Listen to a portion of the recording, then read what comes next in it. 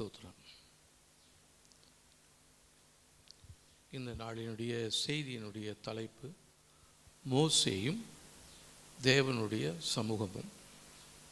Moses and God's presence. இதற்காக நாம் தெரிந்து கொள்ளப்பட்டதான வேத பகுதி யாத்ராகமும் 33ஆம் அதிகாரம் 12ஆம் வசனத்திலிருந்து 23ஆம் வசனம் வரலும் வாசிக்கலாம். 114ஆம் பக்கத்தில் இருக்கிறது. யாத்ராகமும் 33ஆம் அதிகாரம் 12ஆம் வசனத்திலிருந்து 23ஆம் வசனம் வரையிலும்.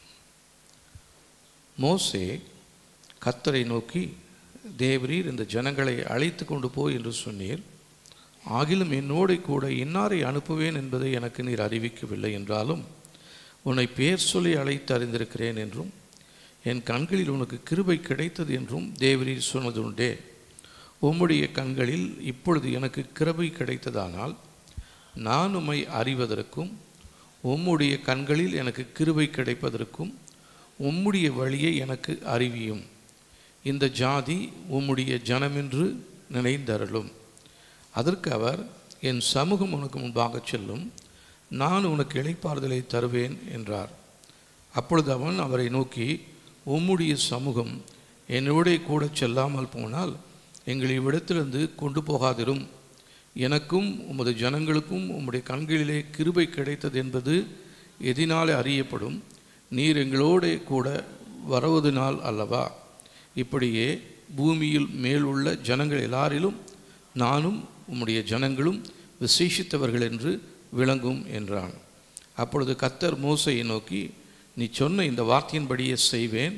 என் கண்களில் உனக்கு கிருபை கிடைத்தது, உன்னை பேர் சொல்லி அழைத்து அறிந்திருக்கிறேன் என்றார். அப்பொழுது அவன், உம்முடைய மகிமையை எனக்கு காண்பித்தருளும் என்றான். அதற்கு அவர், என்னுடைய தயையெல்லாம் நான் உனக்கு முன்பாக கடந்து போக பண்ணி கர்த்தருடைய நாமத்தை உனக்கு முன்பாக கூறுவேன். எவன் மேல் கிருபையாக இருக்க சித்தமாக இருப்பேனோ அவன் மேல் கிருபையாக இருப்பேன், எவன் மேல் இரக்கமாக இருக்க சித்தமாக இருப்பேனோ அவன் மேல் இரக்கமாக இருப்பேன் என்று சொல்லி, நீ என் முகத்தை காண மாட்டாய், ஒரு மனுஷனும் என்னை கண்டு உயிரோடு இருக்கக்கூடாது என்றார். பின்னும் கர்த்தர், இதோ என் அண்டையில் ஒரு இடம் உண்டு, நீ அங்கே கன்மலையில் நில். என் மகிமை கடந்து போகும்போது நான் உன்னை அந்த கன்மலையின் வெடிப்பில் வைத்து நான் கடந்து போகும் மட்டும் என் கரத்தின் உன்னை மூடுவேன். பின்பு என் கரத்தை எடுப்பேன், அப்பொழுது என் பின்பக்கத்தை காண்பாய், என் முகமோ காணப்படாது என்றார். இந்த இடத்துல மோசே தேவனிடத்தில் ஒரு ஜெபம் பண்ணுறார். மோசையை குறித்து வாசிக்கும் பொழுது அவன் லேவி கோத்திரத்தில் யாத்ராகமும் 2ஆம் அதிகாரம்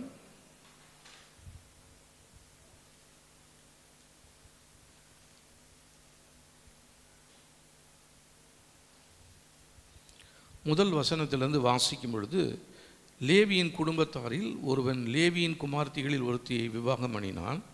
அந்த ஸ்திரீ கர்ப்பவதியாகி ஒரு ஆண் பிள்ளையை பெற்று அது அழகுள்ளது என்று கண்டு அதை 3 மாதம் ஒளித்து வைத்தாள். அவள் அதை அப்புறம் ஒளித்து வைக்கக்கூடாமல் ஒரு நாணர் பெட்டியை எடுத்து அதற்கு பிசினும் கீழும் பூசி அதிலே பிள்ளையை வளர்த்தி நதியோரமாய் நாணலுக்குள்ளே வைத்தாள். இப்போது அந்த நாட்களிலே எகிப்தில் இருந்ததான அந்த பார்வோன், அவன் யோசேப்பை அறியாதவன். யோசேப் அதுக்கு முன்னாடி இருந்த பார்வோன் யோசேப்பினாலே எச்சரிக்கப்பட்டு அந்த தேசத்தினுடைய பஞ்சத்திலிருந்து காப்பாற்றும்படியாக யோசேப் உதவி செய்தபடினாலே யோசேப்பை அந்த தேசத்தில் பிரதான மந்திரியாக அந்த யோசேப்பை பார்வோன் நியமித்தார். ஆனால் இது தேவனுடைய திட்டம். அதுக்கப்புறம் இவர் வளர்றாரு. வளர்ந்து இவர் பார்வோனுடைய அரண்மனையில் வளர்க்கப்படுகிறார். அரண்மனையில் வளர்ந்த பொழுது அரண்மனையுடைய எல்லா காரியங்களையும் நன்றாக இவர் கற்று தேர்ந்தார். அதன் பின்பு இவர் வெளியே ஒரு நாள் வரும்பொழுது ஒரு எகிப்தியனும் ஒரு இஸ்ரவேலனும் சண்டை பண்ணிக்கிறாங்க. சண்டை பண்ணும்பொழுது இவன் யூதன் அல்லவா, இவன் என்ன பண்ணுறான், அந்த எகிப்தியனை கொன்று மணலில் புதைச்சிட்டு ஒன்றும் தெரியாத நாட்டை வரான். அடுத்த நாள் இவங்க சகோதரர் 2 பேர்த்துக்குள்ளார யுத்தம், ஒரு சண்டை வருது.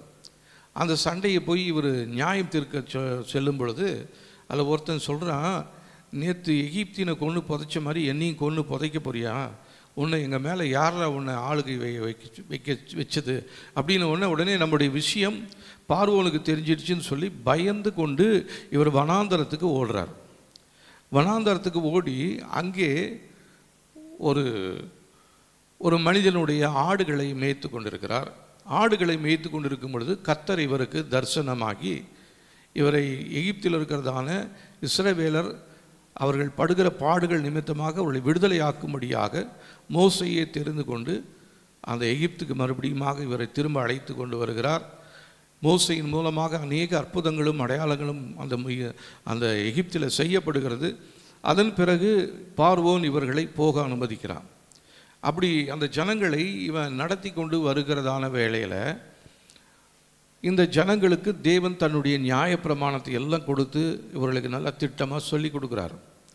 ஆனால் இதை அறிந்ததான அந்த ஜனங்கள் அவங்க என்ன பண்ணுறாங்கன்னா, ஒரு முறை மோசே மலையின் மேலே ஏறி தேவனோடு தனித்து பேசுகிறார். கர்த்தர் இவருக்கு 10 கட்டளைகளை இவர்களுக்கு அந்த ஜனங்களுக்கு கொடுக்கிறார். இந்த 10 கட்டளைகளை வாங்கி கொண்டு கீழே வரும்பொழுது இந்த ஜனங்கள் என்ன பண்ணுறாங்க அப்படின்னா, எங்களை அழைத்து வந்ததான மோசைக்கு என்ன நடந்ததுன்னு தெரியல, ஆனால் எங்களை நடத்தி செல்வதற்கு எங்களுக்கு தெய்வங்களை உண்டு பண்ணுங்கள் என்று சொன்ன உடனே மோசையினுடைய சகோதரனாகிய ஆரோன் அவங்களுடைய கழுத்தில் காதில் போட்டிருந்ததான அந்த நகைகள் எல்லாத்தையும் வாங்கி ஒரு பொன் கன்று குட்டியை செய்து அந்த ஆரோன் சொல்கிறார் பாருங்க, இஸ்ரவேலரே இதோ உங்களை வழி நடத்தி கொண்டு வந்ததான தெய்வம் இதுதான் அப்படின்னு சொல்லி. அப்போது மனதறிய அவங்க என்ன பண்ணுறாங்க, ஒரு பெரிய பாவத்தை செய்கிறாங்க. இதை பார்த்ததான கர்த்தர் அவர் மிகவும் மன வருத்தத்தோடு மோசை இடத்துல சொல்கிறாரு, இந்த ஜனங்கள் வணங்கா கழுத்துள்ள ஜனங்கள் அப்படின்னு சொல்லிட்டு பாருங்க. 32ஆம் அதிகாரம் 9ஆம் வசனமும்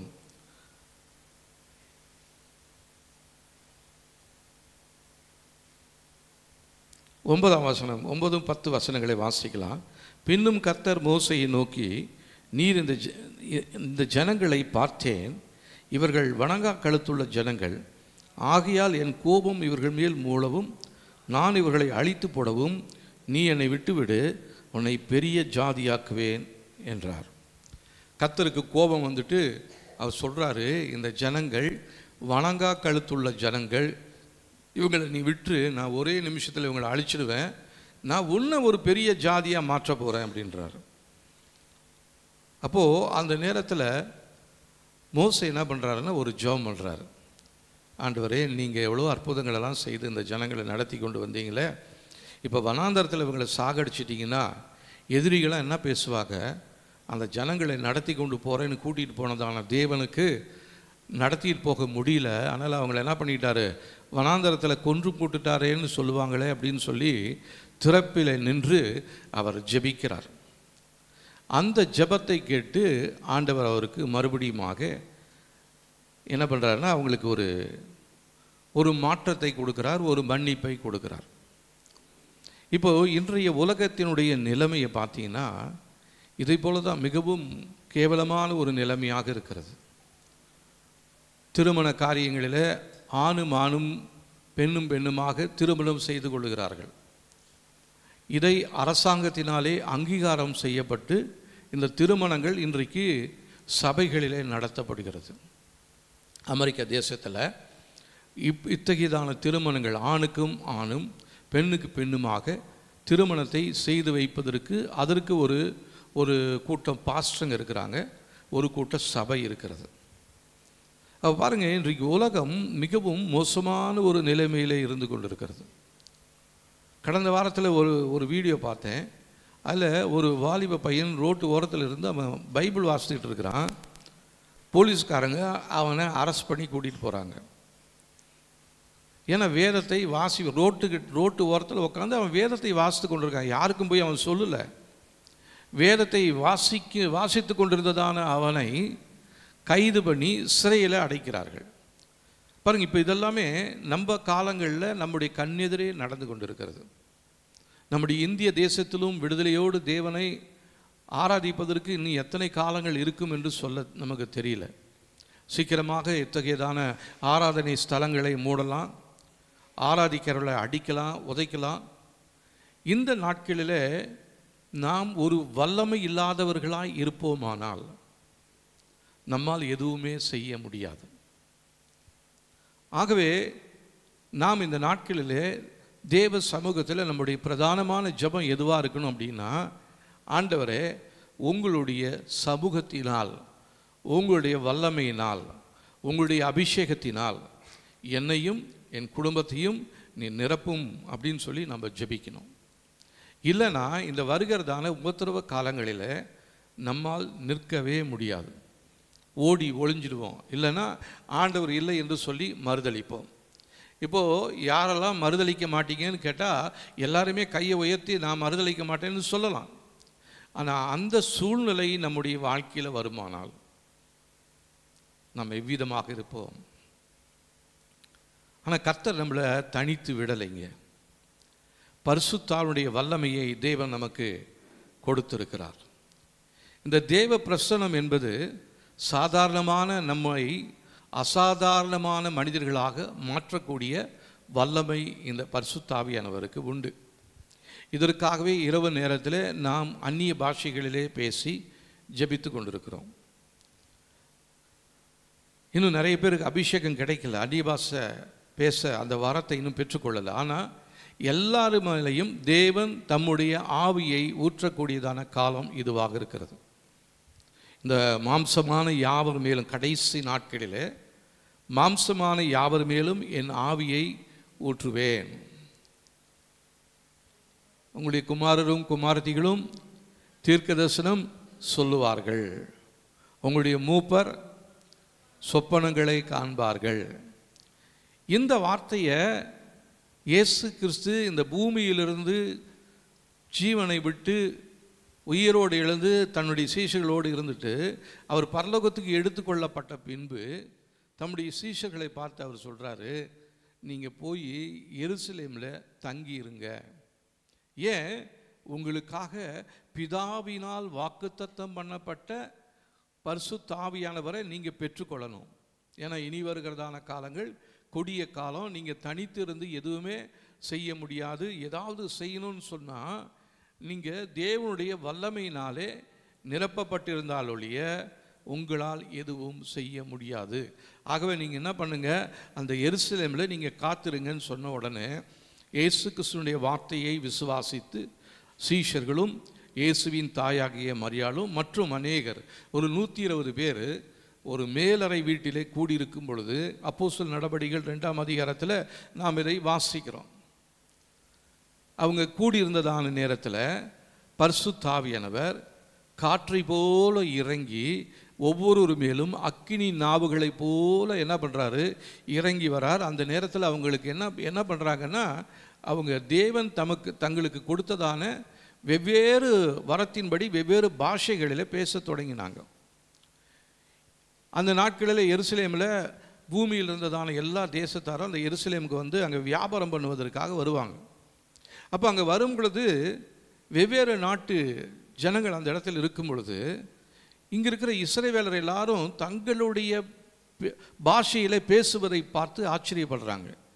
இவங்கெல்லாம் இஸ்ரவேலர், இவங்க என்ன எங்களுடைய பாஷையை பேசுகிறார்களே என்று சொல்லி. அப்போ பேதுரு எழுந்து பிரசங்கம் பண்ணுறாரு. நிறைய பேர் சொல்கிறாங்க இவங்க குடிச்சிட்டு இருக்கிறானுங்க அப்படின்னு. அப்போ பேதுரு சொல்கிறாரு, குடிக்கலப்பா, இது தேவனுடைய வார்த்தையின்படி எங்கள் மேல் பொழியப்பட்டதான தேவனுடைய வல்லமை. இதை பெற்றுக்கொள்ளும் பொழுது கர்த்தர் நம்மை பெரிய பெரிய பலவான்களாய் கர்த்தர் நம்மை மாற்றுவார், பலவீனர்களை பலவீனர்களாய் மாற்றுவார், அநேக வரங்களை கர்த்தர் கொடுப்பார். அதுக்கப்புறம் தான் அந்த ஆவியை நிறைந்ததுனால சீஷர்கள் போகிற இடங்களில் அவர்கள் நிழல் பட்ட மாத்திரத்தில் நிறைய பேர் சுகமடைகிறாங்க. அவருடைய ஒரே பிரசங்கத்தில் 3000 பேர் ரட்சிக்கப்படுறாங்க. இன்றைக்கி கத்தி கதறி எத்தனை நாள் மீட்டிங்லாம் போடுறாங்க, கன்வென்ஷன் வைக்கிறாங்க. அந்த கன்வென்ஷன்லேயும் அந்த சபையில் இருக்கிற ஜனங்க தான் வராங்களோ ஒழிய வேறு புதிய ஆத்துமாக்கள் யாரும் வரதில்லை. ஒரு அற்புதங்களும் அடையாளங்களும் நடப்பதே இல்லை. அப்போது இந்த நாட்களில் நம்முடைய சபையில் அப்படிப்பட்டதான ஒரு பெரிய எழுப்புதலை கர்த்தர் உண்டு பண்ண போதுமானவராக இருக்கிறார். அவர் வாக்கு பண்ணிக்கிட்டே இருக்கிறாரு, எழுப்புதலை நான் சீக்கிரத்தில் அனுப்புவேன். அனுப்பி கொண்டிருக்கிறார். நிறைய இடத்துல எழுப்புதல் பரவி கொண்டிருக்கிறது. இதில் ஒரு குறிப்பிட்டதான ஒரு எழுப்புதலை நான் உங்களுக்கு சொல்கிறேன் பாருங்கள். இது 19ஆம் நூற்றாண்டில் இங்கிலாந்து தேசத்தில் வேல்ஸ் அப்படின்னு சொல்லி ஒரு நாட்டில் இந்த எழுப்புதல் உண்டாச்சு. இந்த எழுப்புதல் உண்டாகும் பொழுது அந்த பட்டணமே அக்கினியாக மாறினது. நிறைய பேர் குடிச்சிட்டு இருந்தவங்க குடியை விட்டுட்டாங்க. ஆனால் என்னாச்சுன்னா நிறைய மதுபான கடைகளெல்லாம் மூடப்பட்டு போயிடுச்சு. அதே மாதிரி கேளிக்கை விடுதிகள், டான்ஸ் ஆடுறது, கிளப்பு, பப்பு இதெல்லாம் இருக்கும் பார்த்தீங்களா, இதெல்லாம் அந்த நாட்களில் இருந்துச்சு. இங்கே வர ஆட்கள் எல்லாம் குறைஞ்சிட்டாங்க. ஏன்னா குடிக்கிற ஆட்கள் இல்லாமல் போயிட்டாங்க. ஆனால் அந்த கிளப்பு பப்பெல்லாம் என்ன ஆயிடுச்சுன்னா தேவனை ஆராதிக்கிற இடமாக மாறினது. அது மாத்திரமல்ல, குடிச்சிட்டு பாவம் செய்கிறவங்க குறைஞ்சிட்டாங்க. கொலை, கொள்ளை, கற்பழிப்பு இதெல்லாம் இல்லை. ஆனால் கேஸெல்லாம் இல்லை. நீதிமன்றங்களெல்லாம் மூடப்பட்டுடுச்சு. கேஸ் இல்லை, எவனும் திருடன் இல்லை, கொலை செய்கிறவன் இல்லை, கொள்ளடிக்கிறவன் எவனும் இல்லை. ஆனால் போலீஸ்காரங்களுக்கும் வேலை இல்லை, போலீஸ் ஸ்டேஷன்லாம் மூடப்பட்டு போயிடுச்சு. இப்படி ஒரு பெரிய எழுப்புதலை கர்த்தர் 19ஆம் நூற்றாண்டிலே வேல்ஸ் அப்படின்ற அந்த தேசத்தில் கர்த்தர் கொடுத்தார். இப்போது வருகையின் காலங்கள் மிகவும் சமீபமாக இருக்குது. அப்பயே அவங்க வருகையை எதிர்பார்த்து கொண்டு இருந்தாங்க. 18ஆம் நூற்றாண்டிலேயே 17ஆம் நூற்றாண்டிலேயே அவங்க என்ன பண்ணிட்டு இருந்தாங்க, கர்த்தருடைய வருகையை அவர்கள் எதிர்பார்த்து கொண்டு இருந்தாங்க. இப்போது 2020ஆம் நூற்றாண்டுக்கு அப்புறம் இப்போ 21ஆம் நூற்றாண்டு, 22ஆம் நூற்றாண்டு, 23ஆம் நூற்றாண்டுக்குள்ளே நம்ம நுழைஞ்சிருக்கிறோம். 24ஆம் நூற்றாண்டுக்குள்ளே நம்ம நுழைய போகிறோம். அப்போ நம்ம எவ்வளோ தேவனுடைய அந்த வருகைக்கு பக்கமாக நம்ம வந்துட்டோம். இன்னும் ரொம்ப காலம் இருக்காது. இல்லை 2 பேர் தேவனுடைய வருகை இந்த நாளில் தான் இருக்கும் அப்படின்னு சொல்லி செப்டம்பரில் ஏதோ ஒரு தேதி, அது இல்லைன்னா இந்த தேதி, இந்த 2 தேதியில் ஆண்டவர் வருவார்னு 2 பேர் தீர்க்கதரிசனம் சொல்லிட்டு இருக்காங்க. அப்படி யார் என்ன சொன்னாலும் சரி, நம்முடைய நம்பிக்கை இயேசு சீக்கிரமாக வரப்போகிறார். அவர் வருவதற்கு முன்பாக தேசத்தில், குடும்பத்தில், சபையில் பெரிய எழுப்புதல் உண்டாக வேண்டும். அந்த எழுப்புதலுக்குரிய காலங்கள் இப்பொழுதே துவங்கிவிட்டது.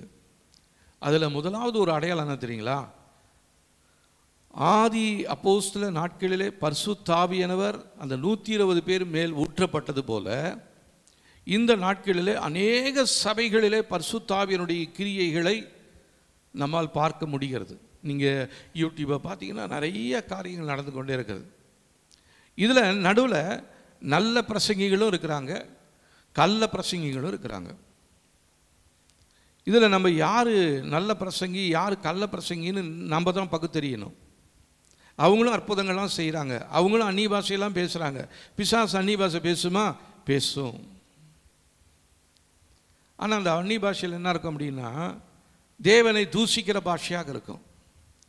அப்போது இப்போ நம்ம அந்நிய பாஷை பேசுறது மாத்திரமில்ல, நமக்கு இன்னொரு மிக முக்கியமான ஒரு வரம் ஒன்று வேணும். ஆவிகளை பகுத்தறியக்கூடிய வரம் நமக்கு இருந்துச்சுன்னா அவங்க என்ன பேசுகிறாங்க அப்படின்றத கர்த்தர் நமக்கு டிரான்ஸ்லேட் பண்ணி கொடுப்பார். இவங்க தான் பேசுகிறாங்க. நான் பழைய சபையில் இருக்கும் பொழுது ஒரு சகோதரி வந்தாங்க. அவங்க அந்நிய பாஷை பேசுகிறாங்க. அவங்க அந்நிய பாஷை பேசுகிறது என் காதில் தேவனை தூஷிக்கிற சத்தம் என் காதில் கேட்குது. அப்போ நான் அவங்கக்கிட்ட தனியாக ஆராதனை முடிஞ்ச பின்னாடி நான் போய் சொன்னேன், சிஸ்டர் இனிமேல் நீங்கள் அந்நிய பாஷை நீங்கள் பேசாதீங்க, நீங்கள் பேசுகிறது தேவ தூஷணம் பண்ணிகிட்டு இருக்கிறீங்க அப்படின்னு சொல்லி. அப்போது ஒரு சிலர் அதெல்லாம் ஏற்றுக்கவே இல்லை. அது எப்படி நீங்கள் சொல்கிறீங்க, உங்களுக்கு எப்படி தெரியும் அப்படின்னு. அதுக்கப்புறம் கொஞ்ச நாள் கழித்து பார்த்தீங்கன்னா அந்த சிஸ்டருக்கு திடீர்னு ஒரு நல்லா இருந்தவங்க மனநிலை பாதிக்கப்பட்டது போல் எதையோ ஒரு பழத்தை எடுத்துக்கிட்டு இதுதான் கிச்சிலி பழம் அப்படின்றாங்க. அவங்க வீட்டில் அப்படியே 24 மணி நேரமும் அந்நிய பாஷையில் பேசிகிட்டே இருக்கிறாங்க. அவங்க புருஷனை அடிச்சுவிட்டாங்க. இப்படி பெரிய பிரச்சனை ஆச்சு. அதுக்கப்புறம் தான் அவங்களால புரிஞ்சு கொள்ள முடிஞ்சது. ஏன்னா அந்த வரம் இருந்துச்சுன்னா கர்த்தர் நமக்கு எளிதாக அதை புரிய வைத்து விடுவார். இந்த வரம் எல்லா நேரத்துலையும் ஆப்ரேட் ஆகுமான்னு சொல்ல தெரியல. ஆனால் ஒரு சிலருடைய வாழ்க்கையை பார்க்கும் பொழுது அவங்க பேசுகிறதான அந்த பாஷை எனக்கு நன்றாக ஆண்டவர் அதை மொழியாக்கம் செய்து காண்பிப்பார். அப்போ நான் அதற்காக தேவனை துதிக்கிறேன். நம்ம எல்லாருக்குள்ளாரையும் அந்த அபிஷேகம் வரணும். நம்ம எல்லாருக்குள்ளாரையும் அந்த ஆவியானவருடைய அந்த பகுத்தறியக்கூடிய வரத்தை நீங்களும் நானும் பெற்றுக்கொள்ள வேண்டும். அதற்காக இந்த காலை வேளையில் நாம் ஜெபிக்க வேண்டியவர்களாக இருக்கிறோம். அப்போது இந்த இடத்துல அந்த யாத்திராகமும் 33ஆம் அதிகாரத்தில் மோசே கர்த்தரை நோக்கி கேட்குறாரு. 12ஆம் வசனம், மோசே கர்த்தரை நோக்கி, தேவரீர் இந்த ஜனங்களை அழைத்து கொண்டு போய் என்று சொன்னீர், ஆகிலும் என்னோட கூட இன்னாரை அனுப்புவேன் என்பதை எனக்கு நீர் அறிவிக்கவில்லை அப்படின்னார். அப்போது மோசேக்கு ஒரு வேலையை கொடுத்துருந்தார். நீங்கள் என்ன பண்ணணும், போய் எகிப்தில் இருக்கிறதான என்னுடைய ஜனங்களை விடுதலையாக்கி வெளியே கொண்டு வரணும் அப்படின்னு சொன்னீங்க, நடத்தி கொண்டு போகணும்னு சொன்னீங்க. ஆனால் நான் தனியாக இருக்கிறேனே, என் கூட நீங்கள் இவங்களை அனுப்புவேன் அப்படின்னு யாரையுமே நீ சொல்லலையே ஆண்டவரே, எனக்கு சொன்னால் நல்லா இருக்குமே அப்படின்னு ஆண்டவர்கிட்ட அவர் கேட்குறாரு. அதுதான் அந்த ஜெபம். அதுக்கப்புறம் பாருங்கள், என்றாலும் உன்னை பேர் சொல்லி அழைத்து அறிந்திருக்கிறேன் என்றும் என் கண்களில் உனக்கு கிருபை கிடைத்தது என்றும் தேவரீர் சொன்னது உண்டே. இப்போ மோசேகிட்ட ஆண்டவர் சொல்கிறாரு, நான் உன்னை பேர் சொல்லி அழைத்து அறிந்திருக்கிறேன், என் கண்களில் உனக்கு கிருபை கிடைத்தது அப்படின்னு ஆண்டவர் சொல்கிறார். இப்போ நம்முடைய வாழ்க்கையை பார்க்கும் பொழுது நாம் ஏதோ சுயமாக இங்கே வந்து உட்காரல, கர்த்தர் நம்மை அழைத்திருக்கிறார். இப்போ மோசே ஜெபம் பண்ண மாதிரி இப்போ நம்ம ஜெபம் பண்ணணும். ஆண்டவரே, என்னை கூட நீங்கள் தேற்றவாளனாக்கிய பரிசுத்த ஆவியானவரை நீங்கள் இந்த உலகத்துக்கு அனுப்பியிருக்கிறீங்க. நிறைய பேர் அவங்களுடைய வாழ்க்கையில் ஒரு பிரச்சனை வந்தவொடனே உட்காந்து அழுகிறாங்க. ஏன் தெரியுமா?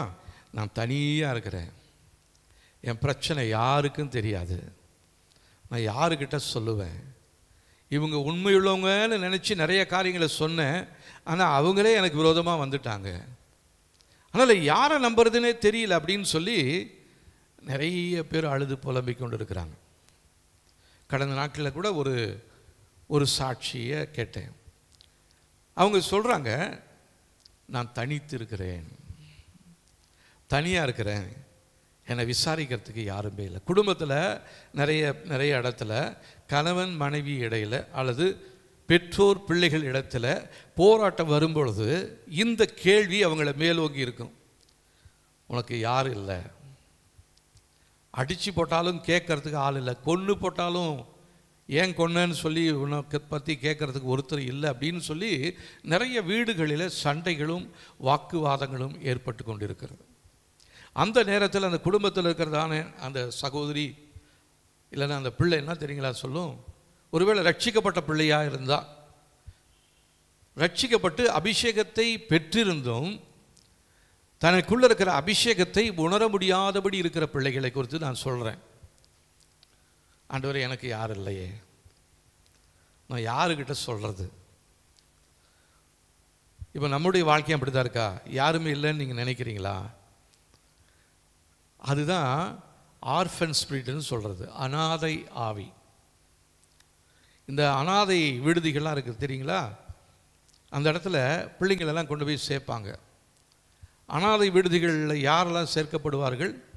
பெற்றோர்கள் இல்லாதவர்கள், விசாரிப்பதற்கு ஆதரவற்றவர்கள், உதவி செய்யக்கூடிய மக்கள் இல்லாத பிள்ளைகளை இன்றைக்கு அரசாங்கத்திலேயே என்ன பண்ணுறாங்க, எடுத்துகிட்டு போய் அவங்கள விடுதியில் சேர்த்துடுறாங்க.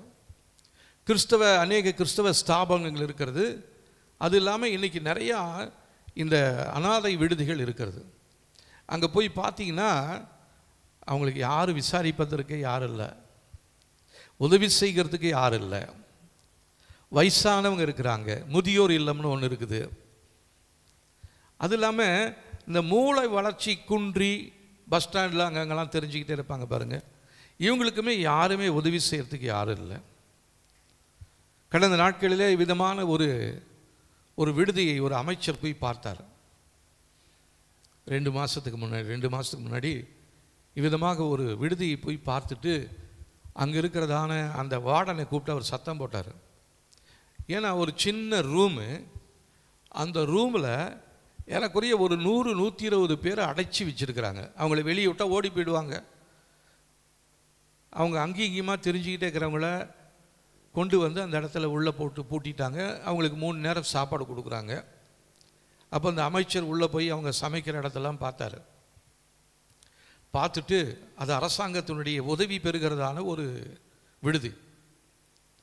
அந்த அந்த அந்த அந்த இடத்தை பாதுகாக்கிறதான கவனிக்கிறதான அந்த கவுன்சிலரை மற்ற எல்லாத்தையும் கூப்பிட்டு அவங்களுக்கு எல்லாத்துக்கும் நோட்டீஸ் கொடுக்க சொன்னார். ஏன்னா அந்த ரூமில் ஏறக்குறைய ஒரு 60 பேர் தங்கலாம். ஆனால் இவங்க 120 பேருக்கு மேலே அடைச்சி வச்சுருக்கிறாங்க. சாப்பாடு செய்கிற இடத்தெல்லாம் அந்த வீடியோவில் காமிக்கிறாங்க. ஒரு சுத்தம் இல்லாமல் அசுத்தத்தோடு இருக்குது. அப்போ அந்த அமைச்சர் கேட்குறாரு, உங்கள் வீட்டில் இந்த மாதிரி சமைச்சு உங்கள் குடும்பங்களுக்கு நீங்கள் கொடுப்பீங்களா? இவங்க எல்லாருமே மனநிலையில் ஒரு சிலர் நல்லா பேசுகிறாங்க அமைச்சர்கிட்ட, உங்களை நல்லா கவனிச்சிக்கிறாங்களா, அவங்களுக்கெல்லாம் சாப்பாடு கொடுக்குறாங்களா அப்படின்னப்போ அவங்களுடைய குறைகள் எல்லாத்தையும் அமைச்சர்கிட்ட சொல்கிறாங்க. அப்போ அவர் கூட வந்ததான அதிகாரிகிட்ட அவர் சொல்கிறாரு, இதுக்கு சிவியராக ஆக்ஷன் எடுங்க, இவங்களுக்கு கொடுத்ததான லைசன்ஸை கேன்சல் பண்ணுங்கள், இவங்களை அரசாங்கத்தினுடைய அந்த இதில் இவங்களை சேர்த்திடுங்க அப்படின்னு சொல்லிட்டு அந்த மந்திரி போனார். நான் அப்படி பார்த்தேன். அப்போது இந்த மாதிரி சாலையில் பைத்தியம் பிடிச்சி இல்லைனா விசாரிப்பதற்கு யாரும் இல்லாமல், பெற்றோர்களை விசாரிக்கிறதுக்கு பிள்ளைகள் இல்லை, பிள்ளைகளை விசாரிப்பட்டவர்களாய் வீதியில் போட்டுட்டு போயிடுறவங்க இருக்கிறாங்க. இவங்க எல்லாமே இந்த அனாதை ஆவியினாலே பிடிக்கப்பட்டவர்கள். அவங்கள கூப்பிட்டு கேட்டிங்கன்னா அவங்களுடைய இருதயத்தில் பயங்கரமான காயங்கள் இருக்கும். கதறி அழுவாங்க, யார்கிட்ட சொல்கிறது அப்படின்னு சொல்லி. இதே நிலைமை தான் இன்னைக்கு விசுவாசிகளாகிய நம்முடைய வாழ்க்கையிலுமே நிறைய நேரத்தில் இந்த ஆவியினுடைய செயல்பாடுகள் நம்முடைய வாழ்க்கையில் இருக்கிறது. என்னை யாரும் கேட்கறதுக்கு யாரும் இல்லைங்க, நான் யாருக்கிட்ட போய் சொல்கிறது? ஆனால் இந்த காலை வேளையில் ஒரு சந்தோஷமான செய்தியை நான் உங்களுக்கு சொல்லுகிறேன். நம்மை விசாரிக்கிறவர் ஒருவர் உண்டு. நான் உங்களை விசாரிக்கிறவராக இருக்கிறேன் என்று சொல்லி ஆண்டவர் சொல்கிறாரு. யோவான் எழுதின சுவிசேஷம் 14ஆம் அதிகாரத்தில் அவர் சொல்கிறாரு, உங்களுடைய இருதயம் கலங்காதிருப்பதாக, தேவனிடத்தில் விசுவாசமாயிருங்கள், என்னிடத்தில் விசுவாசமாயிருங்கள், உங்களுக்காக நான் ஒரு ஸ்தலத்தை ஆயத்தம் பண்ணி கொண்டிருக்கிறேன். அந்த ஆயத்தம் பண்ணின முடிந்த பிறகு நான் உங்களை என்னோடு இருக்கும்படி உங்களை கூட்டிக் கொண்டு போவேன்னு ஒரு வாக்குத்தத்தம் பண்ணி இருக்கிறார். இந்த வாக்குத்தத்தத்தை பெற்றுக்கொண்டதான தேவ ஜனங்கள் இன்றைக்கு அனாதைகள் போல இருப்பது எந்த விதத்திலும் நியாயமே கிடையாது. அப்போ கர்த்தர் இந்த நாளில் நம்மளை பார்த்து தான் பேசுகிறாரு, உங்களை பார்த்து தான் பேசுகிறாரு. நான் உன்னை விசாரிக்கிறவராக இருக்கிறேன், ஆனால் நீ என்ன பார்க்க மாட்டேன்ற.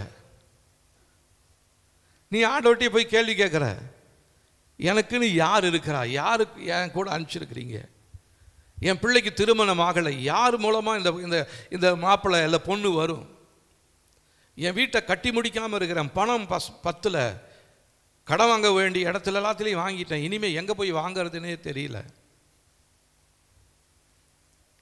நம்முடைய தேவன் அண்ட சராசரங்களையும் உருவாக்கினதான கர்த்தர், அவர் நம்முடைய எல்லா தேவைகளையும் சந்திக்கிறவராக இருக்கிறார். இப்படிப்பட்ட ஆண்டவரை நம்ம பிடித்து கொண்டு நீங்களும் நானும் என்ன சொல்லிட்டு இருக்கிறோம், நான் அனாதையாக இருக்கிறேன் என்று சொல்லி. இந்த பூமியில் தேவனை அறிந்ததான யாரும் அனாதைகள் அல்ல. ஒருவேளை தேவனை அறியாதவர்கள் அப்படி சொல்லிட்டு இருக்கலாம், அவங்க மேலேயும் தேவன் கிருபையா இருக்கிறாரு, எல்லாரையும் ஒரு போல தான் நேசிக்கிறாரு. ரட்சிக்கப்பட்டவர்களையும் ரட்சிக்கப்படாதவர்களையும் ஒரு போல தான் அவர் நேசிக்கிறார். ஆனால் தான் சூரியனை உதிக்க செய்கிறார், மழையை பெய்ய செய்கிறார்.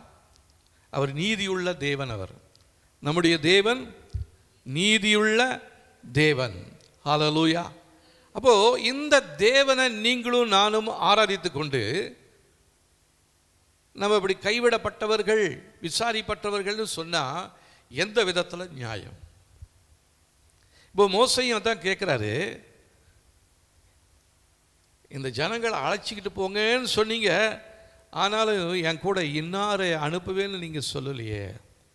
ஆனாலும் எனக்கு ஒன்று தெரியுது, என்னை பேர் சொல்லி அழைத்திருக்கிறீர், உங்களுடைய கண்களிலே எனக்கு கிருபை கிடைத்தது என்று தேவரீர் சொன்னது உண்டே. இப்போ நம்ம நிறைய நேரத்தில் அனாதைகளாக இருக்கிறோம். அடுத்ததா மோசைக்கு தெரிஞ்சது, அவர் என்னை பேர் சொல்லி அழைத்திருக்கிறார். உங்களுக்கு தெரியுமா, உங்களை பேர் சொல்லி அழைத்திருக்கிறதான தேவன் ஒருவர் உண்டு. உங்களுடைய பேரை நல்லா தெரியும், உங்களுடைய குடும்பத்தின் சூழ்நிலையை நல்லா தெரியும், உங்களுடைய பிள்ளைகளை குறித்து கர்த்தர் நன்றாக அறிந்திருக்கிறார். உங்களுடைய பிள்ளைகளுடைய திருமண காரியத்திற்காக எல்லாவற்றையும் அவர் ஆயத்தம் பண்ணி வைத்திருக்கிறார். அதை நம்முடைய கண்களினால் காணவும் இல்லை, செவிகளினால் கேட்கவும் இல்லை, இருதயத்தில் தோன்றவும் இல்லை. ஆனால் இப்போ மோசைக்கு தெரிஞ்சிடுச்சு, தேவனுடைய கண்களிலே எனக்கு கிருபை கிடைத்தது, என்ன பேர் சொல்லி அழைத்திருக்கிறீங்க ஆண்டவரே, உங்களை பேர் சொல்லி அழைத்திருக்கிறார், உங்களுக்கென்று பிரத்யேகமான கிருபையை கர்த்தர் வைத்திருக்கிறார். நீங்க எதுவுமே இல்லை நீங்க நினைக்காதீங்க. ஒருவேளை வீடு இல்லாமல் இருக்கலாம், நிலம் இல்லாமல் இருக்கலாம், சொந்த வீடு இல்லாமல் இருக்கலாம், வீடு இருக்கலாம், எல்லாம் ஒழுகிக்கிட்டு இருக்கலாம், சொந்தக்காரங்க அந்த ஊரே சொந்தக்காரங்க தான், ஆனால் ஒருத்தர் விசாரிக்கிறதுக்கு இல்லைன்னு நீங்கள் நினைக்கலாம். உங்களை விசாரிக்கிறதுக்கு கர்த்தர் ஒருவர் இருக்கிறார். அவர் வேறு எங்கேயும் இல்லை, அவர் உங்கள் அருகிலே இருக்கிறார், அவர் உங்களுக்குள்ளே இருக்கிறார். அப்போ அதை உணரணும். ஆண்டவரே, என் கண்ணை தரங்க ஆண்டவரே, என்னை பேர் சொல்லி அழைத்திருக்கிறீங்க ஆண்டவரே, என்னை பெரியவனாக மாற்றிருக்கிறீங்க ஆண்டவரே. ஹல்லேலூயா. ஒரு பாடல் ஒன்று இருக்கு இல்லைங்களா, பேர் சொல்லி அழைத்தது உங்க கிருபை, பெரியவனாக்கியது உங்க கிருபை, பேர் சொல்லி அழைத்தது உங்க கிருபை, பெரியவனாக்கியது உங்க கிருபை, கிருபை கிருபை கிருபை கிருபை கிருபை கிருபை கிருபை கிருபை கிருபையால் நிலை நிற்கின்றோம், கிருபையால் நிலை நிற்கின்றோம், கிருபையால் நிலை நிற்கின்றோம், கிருபையால் நிலை நிற்கின்றோம். நீதிமானாய் மாற்றியது உங்க கிருபை, நித்தியத்தில் சேர்ப்பது உங்க கிருபை, நீதிமானாய் மாற்றியது உங்க கிருபை, நித்தியத்தில் சேர்ப்பது உங்க கிருபை, கிருபை கிருபை கிருபை கிருபை கிருபை கிருபை கிருபை கிருபை கிருபையால் நிலை நிற்கின்றோம், கிருபையால் நிலை நிற்கின்றோம், கிருபையால் நிலை நிற்கின்றோம், கிருபையால் நிலை நிற்கின்றோம். கட்டுகளை நீக்கியது உங்க கிருபை, என் காயங்களை கட்டியது உங்க கிருபை, கட்டுகளை நீக்கியது உங்க கிருபை, என் காயங்களை கட்டியதும் உங்க கிருபை. கிருபை கிருபை கிருபை கிருபை கிருபை கிருபை கிருபை கிருபை கிருபையால் நிலை நிற்கின்றோம், கிருபையால் நிலை நிற்கின்றோம், கிருபையால் நிலை நிற்கின்றோம், கிருபையால் நிலை நிற்கின்றோம். ஹல்லேலூயா.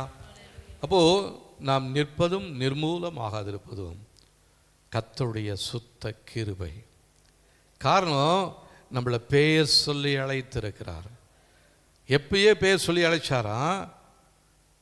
எரேமியா தீர்க்கதரிசன புஸ்தகம்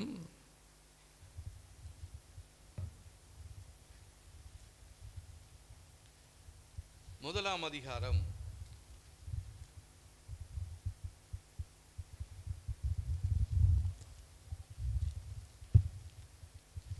5வது வசனம் பாருங்க.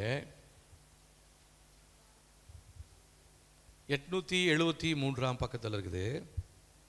நான் உன்னை தாயின் வயிற்றில் உருவாக்கும் முன்னே உன்னை அறிந்தேன், நீ கர்ப்பத்திலிருந்து வெளிப்படும் முன்னே நான் உன்னை பரிசுத்தம் பண்ணி உன்னை ஜாதிகளுக்கு தீர்க்கதரிசியாக கட்டளையிட்டேன்.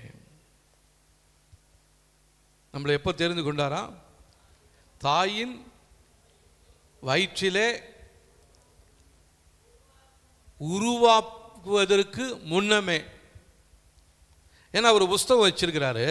அந்த புஸ்தகத்தில் என்ன இருக்குன்னா, நம்முடைய எலும்புகள், நம்முடைய கண், நம்முடைய கை, நம்முடைய கால், நம்முடைய தலை, நம்முடைய இருதயம் எப்போ எந்த நிமிடத்தில் உருவாகும் அப்படின்னு சொல்லி அவர் எழுதி வைத்திருக்கிறார். அதினதின்படி தான் அவர் சரியான காலங்களில் நம்முடைய வாழ்க்கையில் அந்த காரியங்களை செய்து கொண்டிருக்கிறார். தாயின் கருவில், தாயினுடைய கருப்பையில் குழந்தை எப்போ உண்டாச்சுன்னு யாருக்குமே தெரியாது. ஒருவேளை அந்த கரு கொஞ்சம் வளர்ந்து ஒரு மாதிரி வாமிட்டிங் சென்சேஷன், ஒரு மாதிரி அன்ஈஸியாக இருக்கும் பொழுது இவங்க என்ன பண்ணுவாங்க, போய் டாக்டர்கிட்ட போய் டெஸ்ட் பண்ணுவாங்க. அப்போ டாக்டர் சொல்லுவார், நீங்கள் கர்ப்பமாக இருக்கிறீங்க. அப்போ இவங்க கருவில் இருக்கிற குழந்தை ஆனா பெண்ணான்னு தெரியாது. அதுக்கு இன்றைக்கி ஸ்கேன்லாம் இருக்குது, அதை சொல்லக்கூடாதுன்னு அரசாங்கம் தடை பண்ணியிருந்தாலும் நிறைய பேர் அதை தெரிஞ்சுக்கிறாங்க. என்ன ஜெண்டர்னே தெரியல. ஆனால் கர்த்தருக்கு நம்முடைய அம்மா அப்பா வயிற்றில் கருவில் கரு முட்டை எப்போ தரிக்கும், எப்போ அது உருவாகும்னு சொல்லி ஆண்டவருக்கு தெரியல. ஆண்டவருக்கு தெரியலையா? நமக்கு தெரியல. நம்ம நினச்சி கவலைப்பட்டு, சிலவங்க கல்யாணம் ஆயிடுச்சு, எங்களுக்கு இன்னும் ஒரு கர்ப்பமே அடைய முடியாமல் இருக்குதுன்னு சொல்லலாம். கர்த்தர் எல்லாவற்றையும் அதின் காலங்களில் நேர்த்தியாய் செய்கிறார். ஹல்லேலூயா. அதனால் நேர்த்தியாய் செய்து வைத்திருக்கிறதான தேவனை தான் நீங்களும் நானும் ஆராதிக்கிறோமே ஒழிய, நேர்த்தி இல்லாமல் எந்த ஒரு காரியத்தையும் அவர் ஒழுங்கும் கிரமமாய் செய்வார ஒழிய, ஒழுக்கம் இல்லாமல் கிரமம் இல்லாமல் எதையும் செய்யக்கூடிய தேவன் நம்முடைய தேவன் அல்ல. அப்போ இந்த மாதிரி பிரச்சனையில் இருக்கிறவங்க உங்களுடைய கருவில் கரு உருவாவதை கர்த்தர் உடைய கண்கள் கண்டிருக்கிறது. ஆனால் அதை குறித்து நம்ம என்ன பண்ணிகிட்டு இருக்கிறோம்? கவலைப்பட்டுக்கிட்டே இருக்கிறோம். அதனால தான் அவர் சொல்கிறார். இப்போ 13ஆம் வசனம் பாருங்க. உம்முடைய கண்களில் இப்பொழுது எனக்கு கிருபை கிடைத்ததானால் நான் உம்மை அறிவதற்கும், உம்முடைய கண்களில் எனக்கு கிருபை கிடைப்பதற்கும் உம்முடைய வழியை எனக்கு அறிவியும், இந்த ஜாதி உம்முடைய ஜனமென்று நினைத்தருளும் என்றான். ஒரு சின்ன ஜபம் தான் பண்ணார். இப்போ அந்த ஜபத்தை நாம் எல்லாரும் பண்ண போகிறோம். ஏன்னா நம்ம நிறைய நேரத்தில் நமக்கு புரியாமல் இருக்குது. கலங்கிட்டு இருக்கலாம், நம்ம அனாதைகள் என்று சொல்லி விசாரிப்பதற்கு யார் இல்லையேன்னு சொல்லி கர்த்தர் என்ன பண்ணுறாரு, இந்த காலை வேளையில் நமக்கு அதை சொல்லி கொடுக்க போகிறார். ஒருவேளை விதமான கலக்கத்தில் இருப்பீர்களானால் நீங்கள் இப்போது இந்த ஜெபத்தை நீங்கள் செய்யணும். மோசே ஜெபித்தது போல நம்ம இப்போ ஜெபிக்கணும். முதலாவது அவர் என்ன சொல்கிறாரு, உங்களுடைய கண்களில் இப்பொழுது எனக்கு கிருபை கிடைத்ததானால். கிருபை நமக்கு ஏற்கனவே ஆண்டவர் கொடுத்துட்டார். எதனால்? உம்மை அறிவதற்கும், உம்முடைய கண்களில் எனக்கு கிருபை கிடைப்பதற்கும், உம்முடைய வழியை நான் அறிந்து கொள்வதற்கும், நான் உம்முடைய பிள்ளை என்று நினைத்தருளும் என்று சொல்லி மோசே ஜெபம் பண்ணுறார். இப்போ நாம் எல்லாரும் ஜெபம் பண்ண போகிறோம். எழுந்திருந்து இந்த ஜெபத்தை ஒரு யுத்த ஜெபமாக செய்ய போகிறோம். விடாப்பிடியாக ஜெபிக்க போகிறோம். இப்பொழுது ஒருவேளை விதமான தாக்கத்தில், ஒருவேளை பயத்தில், ஒருவேளை கலக்கத்தில், நெருக்கத்தில் இருப்பீர்களானால், நம்ம எல்லாருக்குமே ஏதோ ஒரு நெருக்கம் இருக்குது, ஏதோ ஒரு பயம் இருக்குது. இப்போது தேவனுடைய வழி இன்னது என்று நமக்கு தெரியும். நம்மளை வழி நடத்துறதுக்கு ஒருத்தரை ஆண்டவர் ஏற்கனவே அனுப்பியிருக்கிறார். அவர் யார்? பரிசுத்த ஆவியானவர். அவர் சும்மா தேவன் அவர் நமக்கு கொடுக்கல. அவர் என்ன சொல்கிறாரு, சகல சத்தியத்திற்குள்ளாகவும் உங்களை வழி நடத்துகிறவர், வேற ஒருத்தர் உங்களுக்கு போதிக்க வேண்டிய அவசியம் இல்லை. ஆனால் நம்ம என்ன பண்ணிட்டோம், நிறைய இடத்துல போய் ஆலோசனை கேட்டுகிட்டே இருக்கிறோம். தீர்க்கதரிசிகிட்ட போய் கேட்டுட்டு இருக்கிறோம், ஊழியக்காரங்கிட்ட போய் கேட்டுகிட்டே இருக்கிறோம்.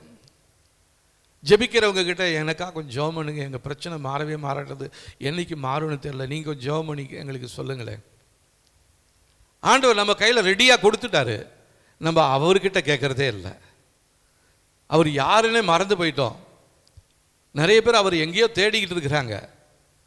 அவர் வேறு எங்கேயும் இல்லைங்க, அவர் உங்களுக்குள்ளே இருக்கிறாரு. இப்போ அவர்கிட்ட தான் நம்ம கேட்க போகிறோம். நம்ம இப்போது கேட்க போகிறோம், ஆண்டவரே நான் உம்மை அறியும்படியாக என் கண்களை திறந்தருளுங்க. கேட்கலாமா? ஆண்டவரே நாங்கள் உம்மை அறியும்படியாக எங்களுடைய கண்ணை திறங்க. ஆண்டவரே உங்களை அறியாதபடிக்கு நாங்கள் போய் மற்ற மனிதர்களிடத்தில் போய் நாங்கள் போய் அதிகமாக கேட்டுக்கிட்டே இருக்கிறோம். அவங்கெல்லாம் வாய்க்கு வந்ததை எதையோ ஒன்று சொல்லிக்கிட்டே இருக்கிறாங்க. அதை நம்பி நாங்கள் ஏமாந்து போனதான நேரங்கள் அநேகம் உண்டு. இதற்காக அநேக ரூபாயை செலவழிச்சிட்டு இருக்கிறாங்க, அநேகர் அதிக நேரத்தை செலவழிச்சிட்டு இருக்கிறாங்க. ஆனால் கர்த்தர் நம் மண்டையில் இருக்கிறாரு, அவர் நமக்குள்ள இருக்கிறாரு. இப்போ அவர்கிட்ட கேட்போம், ஆண்டவரே நான் உங்களை யாருன்னு அறிஞ்சு கொள்ளணும் வேண்டும். ஆண்டவரே நீங்க யாருன்னு எனக்கு தெரியுங்க. ஆண்டவரே எனக்கு தெரிவிங்க, என் கண்ணை திறங்க. ஆண்டவரே நான் உங்களை யாருன்னு பார்க்கணும். ஆண்டவரே உங்களுடைய வல்லமை எனக்கு விளங்க செய்யுங்க. நீங்க சர்வ வல்லவர்னு சொல்ல கேள்விப்பட்டிருக்கிறேன், ஆனால் சர்வ வல்லவர் மகிமையான காரியங்களை எனக்கு செய்தார்னு சொல்லி வேதத்தில் எத்தனையோ பேர் தங்களுடைய வார்த்தைகளில் சொல்லி இருக்கிறாங்களே. அந்த வார்த்தையின்படி நாங்கள் இந்த நாட்களில் எங்களுடைய தேவனை நீர் யார் என்று சொல்லி அறியும்படியாக எங்களுடைய கண்களை கர்த்தர் திறக்கும்படியாக சொல்லி ஜெபிக்கிறோம். ஆண்டவரே உங்களுடைய கண்களில் எனக்கு கிருபை கிடைக்க வேண்டும். ஆண்டவரே உங்களுடைய கண்களில் எனக்கு கிருபை கிடைக்க வேண்டும். ஆண்டவரே உங்களுடைய வழியை எங்களுக்கு சொல்லிக் கொடுங்க. ஆண்டவரே எங்களை உம்முடைய ஜனங்கள் என்று நீர் அறிந்திருக்கிறீர், அதை நாங்களும் அறிந்து கொள்ளும்படியாக எங்களுக்கு உதவி செய்யுங்க. ஆண்டவரே கேளுங்க ஆண்டவரே உம்மை அறியும்படியாக, ஆண்டவரே எங்களுடைய கண்களிலே உம்முடைய கண்களிலே கிருபை கிடைக்கும்படியாக, உங்களுடைய வழிகளை நாங்கள் அறியும்படியாக, ஆண்டவரே நாங்கள் உம்முடைய பிள்ளைகள் என்பதை அறிந்து கொள்ளும்படியாக எங்களுடைய இருதயத்தில் நீங்க இந்த நாளிலே ஒரு கர்த்தாவே ஒரு விடுதலையை கர்த்தர் கொடுக்கும்படியாய் சொல்லி ஜெபிக்கிறோம். ஆண்டவரே சோத்ரா ஜெபம் பண்ணுங்க. ஆண்டவரே நான் உங்களை அறிந்து கொள்ள வேண்டும். ஆண்டவரே உங்களுடைய கண்களில் எனக்கு கிருபை கிடைக்கணும். ஆண்டவரே உங்களுடைய வழியை எங்களுக்கு தெரிவிங்க. ஆண்டவரே நாங்கள் உம்முடைய ஜனம் என்று சொல்லி ஆண்டவரே நீங்கள் எங்களுக்கு கிருபை செய்யும்படியாக வெளிப்படுத்தும்படியாக உங்களுடைய வார்த்தையின் மூலமாக எங்களுக்கு வெளிப்படுத்துங்க. ஆண்டவரே எங்களோட பேசுங்க. ஆண்டவரே யோபுக்கு நல்லா தெரியும், அவர் சொல்றாரு நான் என் கண்களினாலே தான் பார்க்க போகிறேன், அந்நிய கண்களினால் நான் பார்க்க போவது இல்லை. என் மீட்பர் உயிரோடு இருக்கிறார், அவரை நான் சீக்கிரமாய் பார்க்க போகிறேன். நமக்கு ஏன் அந்த நம்பிக்கை இல்லை? பழைய ஏற்பாட்டு காலத்தில் பரிசுத்த ஆவியினுடைய வல்லமையை பெற்றுக்கொள்ளாத, இயேசு கிறிஸ்துவின் இரத்தத்தை உணர முடியாத அந்த பரிசுத்தவானை அவிதமாக ஜெபம் பண்ணியிருப்பார். ஆனால் கர்த்தர் நமக்கு எல்லாவற்றையும் தெரியப்படுத்தியிருக்கிறார். அவர்தான் நம்முடைய தேவன் என்று சொல்லி, அவருடைய இரத்தத்தில் நமக்கு விடுதலை உண்டு என்று சொல்லி, அவர் நமக்காக பாடுபட்டார் என்று சொல்லி அவர் விலக்கி இருக்கிறாரே. நமக்கு ஏன் அந்த விசுவாசம் இல்லாம போயிடுச்சு? ஆண்டவரே, என் அவிசுவாசம் நீங்க எனக்கு உதவி செய்யுங்க ஆண்டவரே. உம்மை அறியும்படியாக, உம்முடைய கண்களில் எனக்கு கிருபை கிடைக்கும்படியாக உம்முடைய வழியை எங்களுக்கு அறிவியுங்க ஆண்டவரே. இந்த ஜாதி உம்முடைய ஜனம் என்று சொல்லும்படியாக எங்களை ஒப்பு கொடுத்து ஜெபிக்கிறோம். எங்களுடைய கண்களை திறந்தருளுவீராக, இயேசுவின் நாமத்தில் பிதாவே, ஆமென். உட்காரலாம். அப்போ ஆண்டவர் என்ன சொல்றாரு 14ஆம் வசனத்தில்? அதற்கு அவர், என் சமூகம் உனக்கு முன்பாக செல்லும், நான் உனக்கு இளைப்பாறுதலை தருவேன். அவர் நமக்கு வாக்கு பண்ணியிருக்கிறாருங்க. என்ன சொல்றாரு? அவருடைய சமூகம் நமக்கு முன்பாக செல்லும், நமக்கு இளைப்பாறுதலை தருவார். இளைப்பாறுதலற்று களைத்து போயிருக்கிறதான நம்முடைய வாழ்க்கையில் இளைப்பாறுதலை கர்த்தர் கொடுக்க போகிறார். ஹல்லேலூயா. நம்ம ஆண்டவர்கிட்ட கேட்கலாம், ஆண்டவரே உங்களுடைய சமூகம் எங்களுக்கு முன்பாக செல்லட்டும் ஆண்டவரே. கேளுங்க, உங்களுடைய பிரசன்னம் எங்களுக்கு முன்பாக போகட்டும் ஆண்டவரே. உங்களுடைய சமூகம் எங்களை வழி நடத்தட்டும் ஆண்டவரே. நாங்கள் செய்கிற தொழிலில் உங்களுடைய சமூகம் வேணும் ஆண்டவரே. எங்களுடைய பிள்ளைகளுடைய வாழ்க்கையில் உங்களுடைய சமூகம் இல்லை வேணும் ஆண்டவரே. உங்க சமூகம் இல்லாத இடத்துல நாங்கள் இருக்க வேண்டாம் ஆண்டவரே. ஹல்லேலூயா. ஓரா ரமா மரா துரானியா சந்தோரேனியா, ஓரா ரமா உதராக்கிய துரானியா சந்தோரேனியா. ஹல்லேலூயா. உங்களுடைய சமூகம் எங்களுக்கு முன்பாக செல்லட்டும் ஆண்டவரே. தேவரீர் வைத்திருக்கிறதான இளைப்பாறுதலை நாங்கள் பெற்றுக்கொள்ளும்படியா நாங்கள் ஒப்பு கொடுக்கிறோம். தேவன் நம்மளை கூப்பிடும் பொழுது, வருத்தப்பட்டு பாரம் சுமக்கிறவர்களே, நீங்கள் எல்லாரும் என்கிட்ட வாங்க, நான் உங்களுக்கு இளைப்பாறுதலை தருவேன் என்று சொன்னவர் நமக்கு இளைப்பாறுதலை கொடுத்திருக்கிறார். அந்த இளைப்பாறுதலை தரும்படியாக தம்முடைய வெளியேற பெற்ற ஆவியையும் நமக்குள்ளாக கொடுத்திருக்கிறார். அந்த ஆவியானுடைய வல்லமையை பெற்றுக்கொள்ளாம தனித்திருக்கிறபடினால்தான் நமக்குள்ள இளைப்பாறுதல் இல்லாம இயங்கி கொண்டிருக்கிறோம். அங்கேயும் இங்குமா ஓடிக்கொண்டிருக்கிறோம். வேற எங்கேயும் தேட தேவையில்லை. நமக்குள்ள இருக்கிறதான ஆவியானவருடைய வல்லமையை நம்ம பெற்றுக்கொள்ளும்படியாக இந்த வேளையில ஜெபிக்கலாம். ஆண்டவரே, உங்களுடைய சமூகம் எங்களுக்கு முன்பாக செல்லட்டும் ஆண்டவரே. எங்களுக்கு இளைப்பாறுதலை தாங்க ஆண்டவரே. இதுவே இளைத்தவனை இளைப்பாற பண்ணத்தக்க ஆறுதல் என்று சொல்லி ஏசாயா தீர்க்கதரிசி புஸ்தகத்தில் எழுதியிருக்கிறது. அது என்ன தெரியுங்களா? அந்நிய பாஷைகளிலே இந்த ஜனங்களோடு பேசுவார்கள். இதுவே நீங்கள் இளைத்தவனை இளைப்பாற பண்ணத்தக்க ஆறுதல். அப்போ நம்ம ஜெபிக்கும் பொழுது தேவன் நமக்கு ஒரு இளைப்பாறுதலை கொடுக்கிறார். அந்நிய பாஷை ஒன்றுமே புரியலன்னு சொல்லலாம், ஆனால் நீங்கள் பேசிக்கிட்டே இருங்க, கர்த்தர் அதற்குரிய காரியத்தை உங்களுக்கு இளைப்பாறுதலை கொடுப்பார். இளைப்பாறுதலை கொடுப்பார். எத்தனையோ ஊழியக்காரங்க அவங்களுடைய வாழ்க்கையில் இவ்விதமான அந்த ஊழியத்தில் ஒரு கலக்கம் இருந்துச்சு. என்ன பண்ணுறதுனே தெரியல. நான் எழுந்து ஜெபம் பண்ணேன், ஆவியில் நிலைஞ்சு ஜெபம் பண்ணிக்கிட்டே இருந்தேன். கர்த்தர் எனக்கு வழியை காண்பித்தார். எனக்குள்ளே இருந்த கஷ்டங்கள் நீங்கினது, கவலை மாறினது, எனக்கு ஒரு இளைப்பாறுதலை கர்த்தர் கொடுத்தார் என்று சொல்லி எத்தனையோ பேர் சாட்சி சொல்லி கொண்டு இருக்கிறாங்க. இன்றைக்கி நாம் அந்த இளைப்பாறுதலை பெற்றுக்கொள்ளும்படியாக அந்நிய பாஷையை பெற்றுக்கொண்டதான நீங்கள் இந்த நேரத்தில் அந்நிய பாஷையில் பேசுங்க. கர்த்தர் ஒரு இளைப்பாறுதலை உங்களுக்கு கொடுப்பார். இந்த நேரத்தில் உங்களுடைய இருதயத்தில் ஒருவேளை சமாதானம் இல்லாமல் இருந்துச்சுன்னா, நீங்கள் அந்நிய பாஷையை பெற்றதான தேவ ஜனங்க, நீங்கள் அந்நிய பாஷையில் பேச ஆரம்பிங்க. கர்த்தர் உங்களுக்கு இளைப்பாறுதலை கொடுக்க போகிறார்.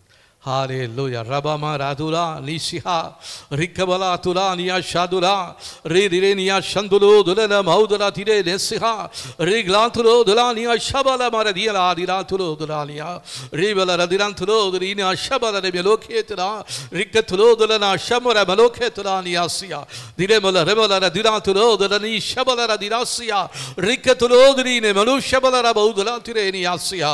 ஹல்லேலூயா. ரபல ரதியா ஷபல ரதிரானியா இளைப்பாறுதலை கொடுங்க ஆண்டவரே.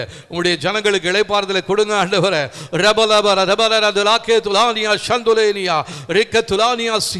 இந்த இளைப்பாறுதல் இல்லாம வருத்தப்பட்டு பாரம் சுமக்கிறவர்களுடைய இருதயத்தில் இந்த இளைப்பாறுதலை நீங்க இந்த நேரத்தில் கொடுங்க பரிசுத்தாவியானவரே.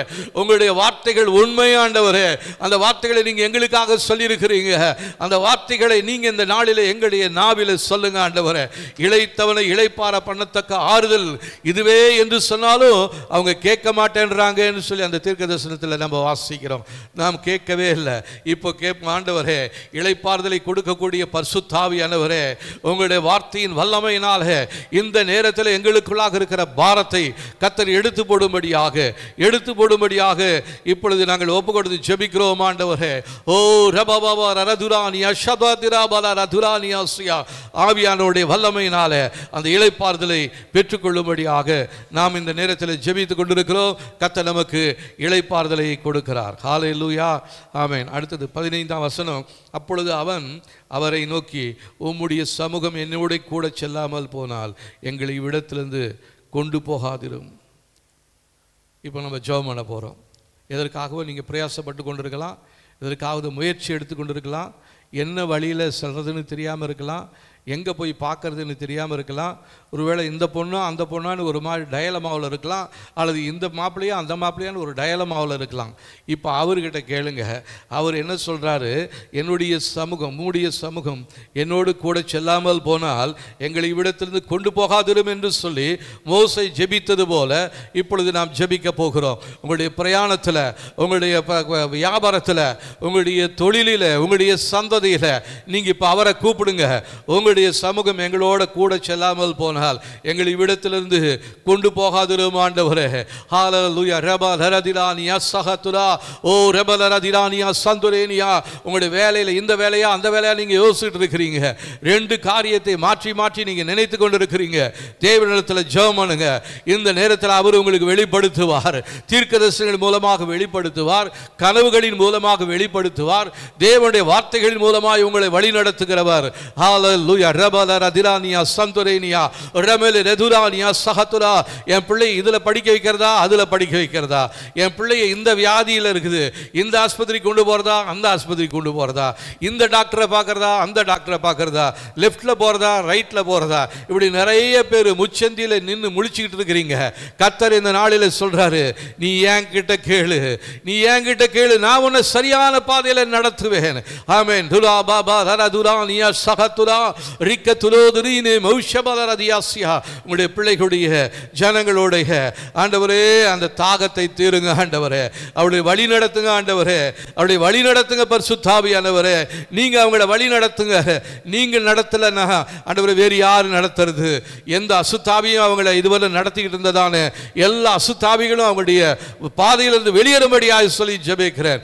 அவருடைய இருதயத்துக்குள்ள குழப்பத்தை கொடுத்து, கலக்கத்தை கொடுத்து, பயத்தை ஏற்படுத்தி கொண்டிருக்கிற பொல்லாத தீமை செய்கிற வல்லமையே இயேசுவின் நாமத்தினாலே தேவ பிள்ளைகளுடைய சிந்தையை விட்டு வெளியே போவாயாக, இருதயத்தை விட்டு வெளியே போவாயாக. உங்களுடைய சமூகம் ஆண்டவரே, உங்களுடைய பிரசன்னம் ஆண்டவரே உங்களுக்கு பிள்ளைகளுக்கு முன்பே செல்லட்டும் ஆண்டவரே. ஹல்லேலூயா. ரபலரதுரானியா ஷலாதிரே ரிகமரமோதுலாதிரே நமௌஷபலரதிரானியாஸ்யா ரமலரதிராகேதுலானியாஸ்யா. நீங்க நடத்துங்க பரிசுத்தாவியானவரே, நீங்க நடத்துங்க பரிசுத்தாவியானவரே. ஹல்லேலூயா. ஸ்தோத்திரம் ஆண்டவரே. அடுத்தது 16 வசனம் பாருங்க. எனக்கும் உமது ஜனங்களுக்கும் உம்முடைய கண்களிலே கிருபை கிடைத்தது என்பது எதினால் அறியப்படும்? நீர் எங்களோடே வருவதினால் அல்லவா இப்படியே பூமியின் மேலுள்ள ஜனங்கள் எல்லாரிலும் நானும் உம்முடைய ஜனங்களும் விசேஷித்தவர்கள் என்று விளங்கும் என்றான். ஆமாம், இப்போ அவர் நம்ம கூட வந்துட்டாருன்னா நம்ம விசேஷமானவர்கள் தான். ஹல்லேலூயா. நம்ம தேவனிடத்தில் சொல்லுவோம், ஆண்டவர் நாங்கள் விசேஷமானவங்க. ஏன் தெரியுங்களா? நீங்கள் எங்களை நடத்துகிறீங்க. இதுவரையும் எங்களை மனுஷன் நடத்திக்கிட்டு இருந்தான், இதுவரை எங்களுடைய புத்தி எங்களை நடத்திக்கிட்டு இருந்துச்சு, எங்களுடைய செல்வம் எங்களை நடத்திக்கிட்டு இருந்துச்சு, எல்லாத்திலையும் தோற்று போய் விட்டுட்டோம். இப்போ நீங்கள் எங்களை நடத்துறதுனால எங்களை எல்லாரும் எங்களை விசேஷித்தவர்கள் என்று எங்களுடைய ஊரில் எங்களுடைய உறவுக்காரங்களால் சொல்லும்படியாக நீங்கள் எங்களை நடத்துங்க பரிசுத்த ஆவியானவரே. நாங்கள் விசேஷமானவர்களாக எங்களை மாற்றுங்க ஆண்டவரே. Hallelujah. Oh rababara turania santorenia. Rabba ribara turanke turania sihandorenia. நாம் எல்லாரும் இணைந்து இந்த பாடலை பாட போகிறோம். தேவா நான் எதினால் சேஷித்தவன், ராஜா நான் அதை தினம் யோசிப்பவன், எதினால் இது எதினால் நீர் என்னோடு இருப்பதினால். ஹல்லேலூயா. நம்ம விசேஷமானவர்கள், விசேஷமானவர்கள்.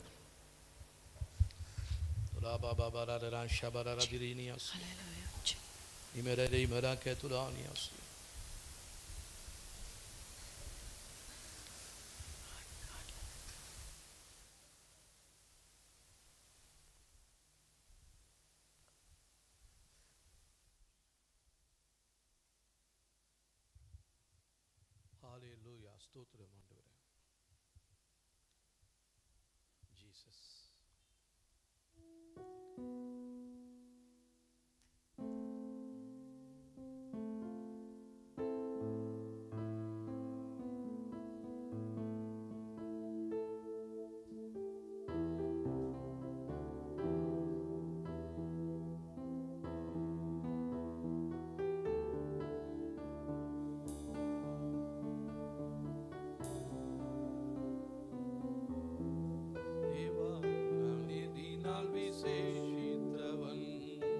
ராஜா நான் அதை தினம் யோசிப்பவள், தேவா நான் எதினால் விசேஷித்தவள், ராஜா நான் அதை தினம் யோசிப்பவள், எதினால் இது எதினால் நீர் என்னோடு இருப்பதினால், எதினால் இது எதினால் நீர் என்னோடு வருவதினால்.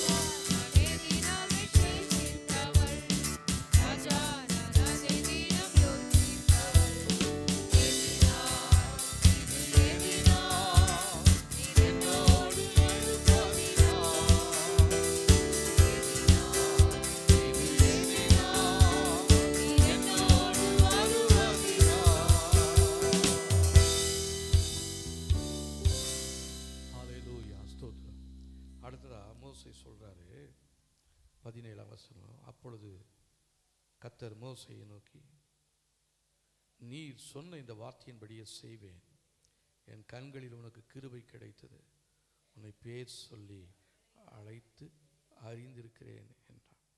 கர்த்தர் நம்மளை பார்த்து சொல்கிறாரு, அவருடைய கண்களிலே கிருபை கிடைத்தது, உன்னை பேர் சொல்லி அழைத்து அறிந்திருக்கிறேன். உனக்கு தேவை என்னான்னு சொல்லி எனக்கு தெரியும், உன்னுடைய சூழ்நிலை என்னான்னு சொல்லி நான் நன்றாக அறிந்திருக்கிறேன். உன்னுடைய வாழ்க்கையில் அழைத்தவர் மாத்திரமல்ல, உன்னை தெளிவாக அறிந்தவர் தேவன். அவருடைய வல்லமையினாலே நம்மை நிரப்புகிறார். ஹல்லேலூயா, ஆமென். அவர் நம்முடைய தம்முடைய மகிமை. அடுத்ததாக பாருங்க, மோசே கேட்குறாரு, அப்பொழுது அவன் உம்முடைய மகிமையை எனக்கு காண்பித்தருளும் அப்படின்னு சொல்கிறாரு. இப்போது மோசேக்கு ஒரு தைரியம் வந்துருச்சு. கர்த்தர் தன்னை தெரிஞ்சுக்கிட்டாரு, அவருடைய கிருபை என் மேலே இருக்குதுன்னு சொல்லி தெரிஞ்ச உடனே இப்போ தைரியமாக அடுத்து ஜெபம் பண்ணுறாரு. ஆண்டவரே, உங்களுடைய மகிமையை எனக்கு காண்பீங்க. தேவனுடைய மகிமை நம்முடைய வாழ்க்கையில் வெளிப்பட்டுச்சுன்னா அற்புதங்கள் நடக்கிறதாக இருக்கிறது. தேவனை துதிக்கும் பொழுது தேவனுடைய நாமம் என்ன பண்ணுது? மகிமைப்படுது. தேவனுடைய நாமம் மகிமைப்படும் பொழுது, யோவான் எழுதின சுவிசேஷம் 2ஆம் அதிகாரத்தில் காண ஒரு கல்யாண வீட்டில் அவர் தம்முடைய முதலாவது அற்புதத்தை செய்து தம்முடைய மகிமையை வெளிப்படுத்தினார். அப்போ மகிமை வெளிப்பட்டுச்சுன்னா அந்த இடத்துல ஒரு அற்புதம் நடக்கிறது என்று சொல்லி அர்த்தம். இப்போ மோசேக்கு தெரியுது, ஆண்டவரே உங்களுடைய மகிமையை எங்களுக்கு வெளிப்படுத்துங்க, காண்பீங்க ஆண்டவரே, எங்கள் வாழ்க்கையில் ஒரு அற்புதத்தை காண்பீங்க ஆண்டவரே. இப்போ நம்ம ஆண்டவர்கிட்ட கேட்க போகிறோம், ஆண்டவரே உங்களுடைய மகிமை எங்களுக்கு காண்பீங்க ஆண்டவரே. எங்கள் வாழ்க்கையில் எந்த அற்புதமும் இல்லாமல் வறண்டு போய் இருக்கிற ஒரு சூழ்நிலையை போல் இருக்கிறோம் ஆண்டவரே, எங்களுடைய வாழ்க்கையில் ஒரு மகிமையை காண்பீங்க ஆண்டவர். சொல்லுங்கள், கேட்கலாமா? ஆண்டவரே உங்களுடைய மகிமையை எங்களுக்கு காண்பீங்க ஆண்டவரே, உங்களுடைய மகிமையை எங்களுக்கு வெளிப்படுத்துங்க ஆண்டவரே, உங்களுடைய மகிமையை எங்களுடைய பிள்ளைகளுக்கு நீங்கள் கொடுங்க ஆண்டவரே. ஹல்லேலூயா, ரபா லரதுரானியா சந்துரேனியா. ஒரு காலத்தில் மகிமையோடு இருந்ததான தேவ ஜனங்கள் இந்த நாட்களிலே மகிமையை இழந்து போய் காணப்படுகிறாங்க.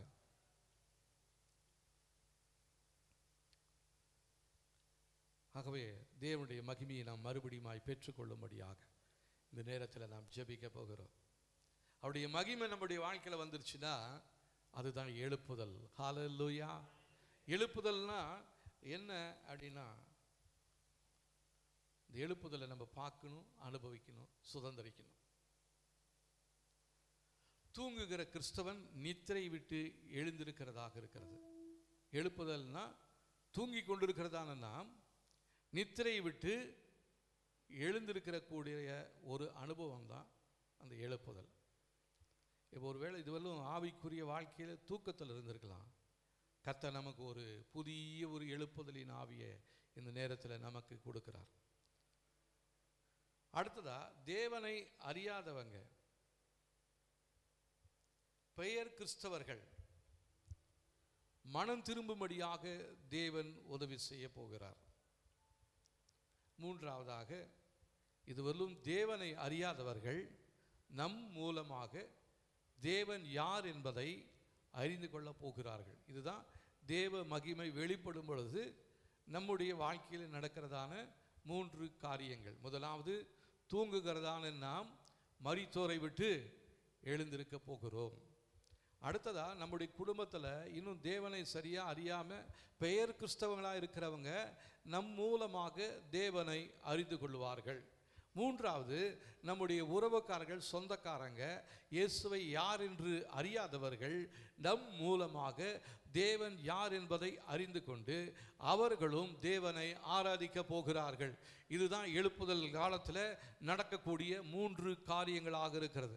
இந்த 3 காரியங்களும் நம்முடைய வாழ்க்கையில் நடக்க வேண்டும் என்று சொன்னால், முதலாவது, நாம் தூங்கி கொண்டிருக்கிறதான நாம் மரித்தோரை விட்டு எழுந்திருக்க வேண்டும். மரித்தோருடைய கிரியைகள் நம்முடைய வாழ்க்கையில் நிறைய இருக்குது. செத்துப்போன கிரியைகள் நிறைய நம்முடைய வாழ்க்கையில் இருக்குது. பழைய பாவ காரியங்கள் நிறைய நம்முடைய வாழ்க்கையில் இருக்குது. அதெல்லாம் நம்மை விட்டு நீங்கும் பொழுது கர்த்தர் நமக்கு ஒரு தெளிவை உண்டாக்குகிறார், ஒரு எழுப்புதலை கொடுக்கிறார். நம்முடைய சொந்தங்களிலே ரட்சிக்கப்பட்டேன் என்று சொன்னாலும் இன்னும் சரியா தேவனை அறியாதவங்க இயேசுவை அறிந்து கொள்வார்கள். நம்முடைய உறவுக்காரங்க தேவன் யார் என்று அறியாதவர்கள் தேவனை அறிந்து கொள்ள போகிறதான காலம் இதுவாக இருக்கிறது. ஆகவே இந்த நாட்களில் நீங்களும் நானும் தேவனுடைய வல்லமையினாலே நிரப்பப்படும் பொழுது கர்த்தர் நம்முடைய வாழ்க்கையில் தம்முடைய மகிமையை வெளிப்படுத்த போகிறார். ஹல்லேலூயா. தேவனை நம்ம ஒருத்தரும் ஒரு நாள் ஒருத்தரும் காண்டதில்லை என்று சொல்லி தேவனுடைய வார்த்தை சொல்லுகிறது. அது உண்மைதான். ஆனால் தேவனுடைய பிரசன்னத்தை நம்மளால் உணர முடியும். தேவனுடைய வல்லமையை நம்மளால் ஃபீல் பண்ண முடியும். ஒரு ஹெவி அனாயிண்டிங் இந்த நாட்களில் நம்முடைய வாழ்க்கையில் கர்த்தர் வெளிப்படுத்த ஆயத்தம் உள்ளவராக இருக்கிறார். அதை ரிசீவ் பண்ணுறதுக்கு நாம் ஆயத்தமாக இருக்கணும். நம்முடைய பாத்திரம் திறந்திருக்க வேண்டும்.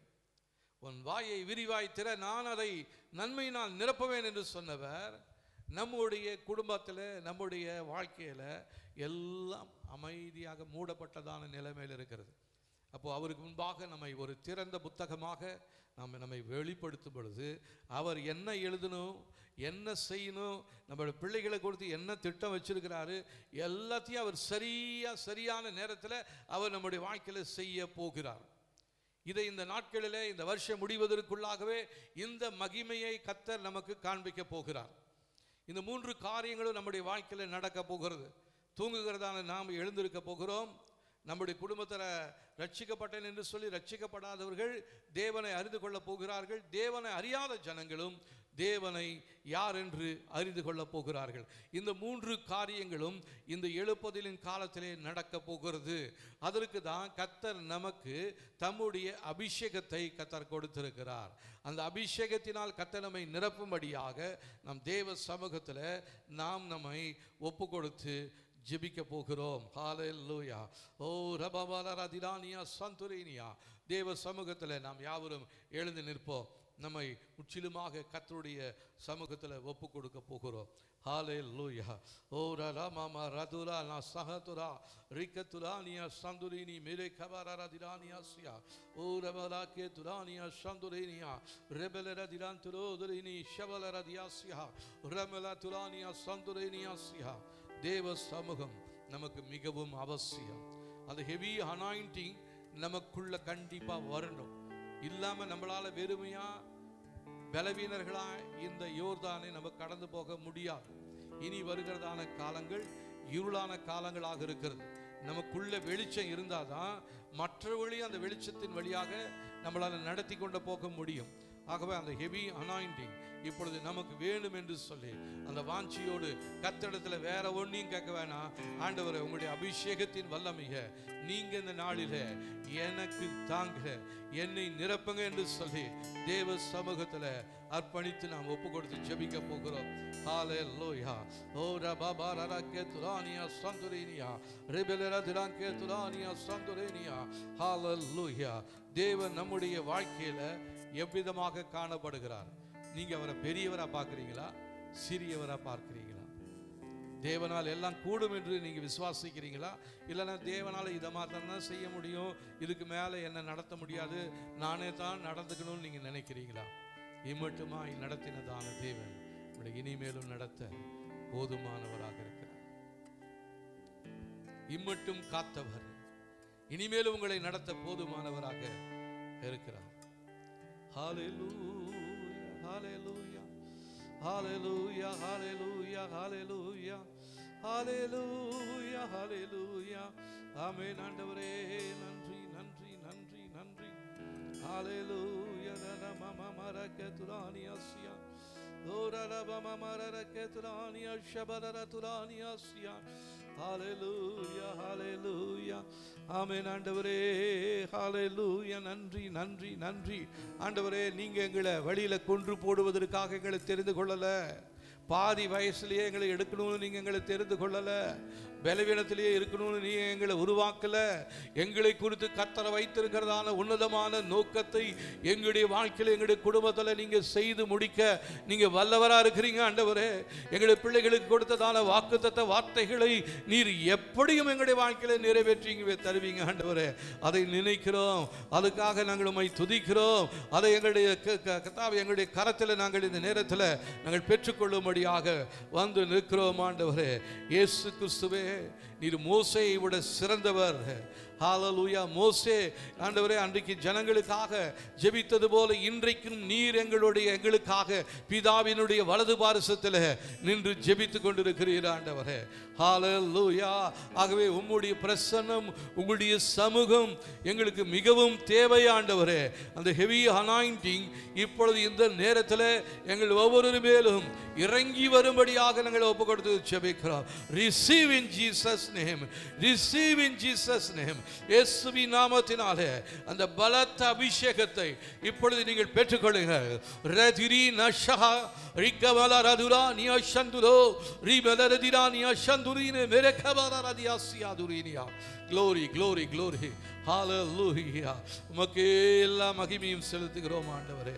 இந்த அபிஷேகத்தில் நிலைத்திருக்க, இந்த அபிஷேகத்தை ஒருவரும் இழந்து போகாதபடிக்கு, இந்த அபிஷேகத்தின் மேலே இன்னும் அபிஷேகத்தை பெற்று வளர, மகிமையின் மேல் மகிமை அடைய கர்த்தர் எங்களுக்கு உதவி செய்வீராக, கிருபை செய்வீராக ஆண்டவரே.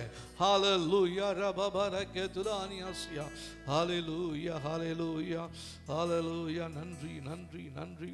ஹalleluya. சாபத்திலிருந்தும் வியாதியிலிருந்தும் பலவீனத்திலிருந்தும் எங்களுக்கு விடுதலையை தரும்படியாகவே நீர் சிலுவையில் உம்மையே ஒப்பு கொடுத்தீர் ஆண்டவரே. நீர் சிந்தின ரத்தத்தினால எங்களை விலை கொடுத்து வாங்கியிருக்கிறீங்க ஆண்டவரே.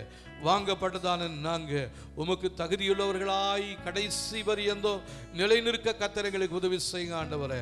இந்த நாளிலே இந்த செய்தியை கேட்டுக்கொண்டிருக்கிற ஒவ்வொருடைய வாழ்க்கையிலும் உங்களுடைய பிரசன்னத்தினாலே நிரப்புவீராக, அதிசயங்களை செய்வீராக, உங்களுடைய வருகைக்காக எங்களை ஆயத்தப்படுத்துவீராக. எல்லா மகிமையும் கனமும் உமக்கே செலுத்துகிறோம். இயேசுவின் நாமத்தில் ஜெபிக்கிறோம் நல்ல பிதாவே. ஆமென்.